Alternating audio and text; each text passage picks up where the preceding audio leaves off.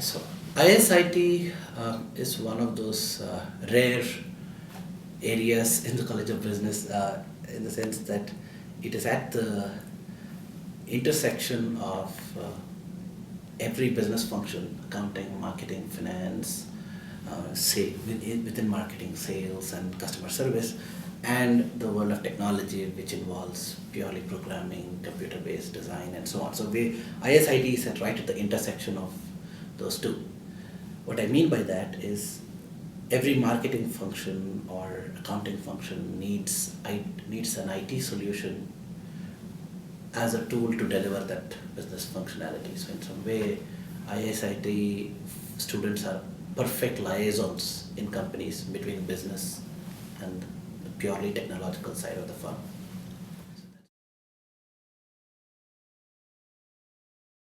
The ISIT program has three parts. One is the basic skill sets, which is core expectation of every ISIT graduate in the whole.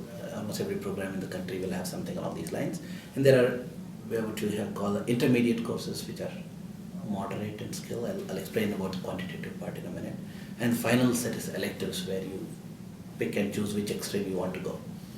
So what I mean by the core course, the basic core program is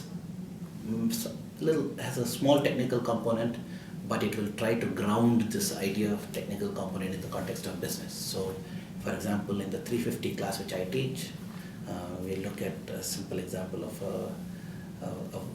how a particular firm translates a business requirement into a simple database idea. We don't implement the database solution, but how could that database technical solution look like at a high level?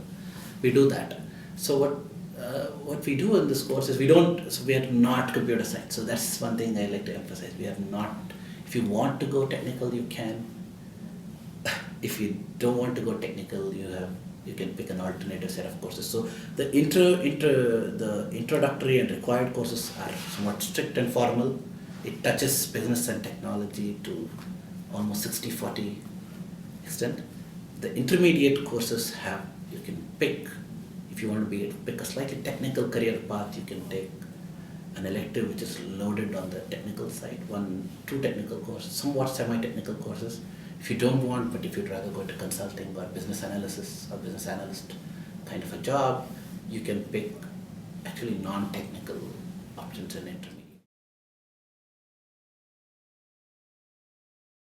If you should have an interest in technology, I think that's more. Even if you have a general interest in technology, I have seen students self-select their way into eclectic combinations that involve IT. So, for example, marketing. If you're a student who is interested in a little bit in marketing, but also technology or how the social media can be applied by a firm, you can pick combinations of courses that guide you in with that particular emphasis. Or if you want to do accounting and ISIT, which is almost two different degrees, right? Then you are going to get, I think the skill set you will have is more sound and flexible in either way. You're actually well suited to two careers, and you can self-select your way. So essentially what I mean is, tying back to your previous comment about customizability, it's a lot dependent on how you want to approach this degree. And what we do is, these placeholders of these intermediate and electives are essentially meant for that purpose. I have seen students who have taken two database courses, gone across campus, taken more skilled courses, and they have taken position as a database architect in firms. I've seen on the other side, I've seen students go into consulting, soft courses, and take a business process consulting course to become a pure, more sophisticated business analyst. So I've seen both extremes.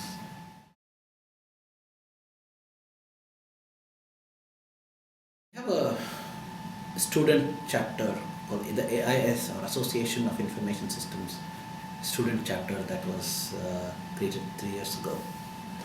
I think Bruce Ackerman was one of the starters of that, and now it's very active with Jeff Yoshimura and Maggie couple of others who started this student chapter, who will be we invite speakers.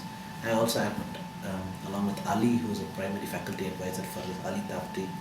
I also help a little bit in trying to get speakers for this. So what we have is corporate speakers who come and talk about what they're doing with technology. That really gets students deeply involved with specific areas, and that helps pick which kind of specialization they want to have. So that is helps.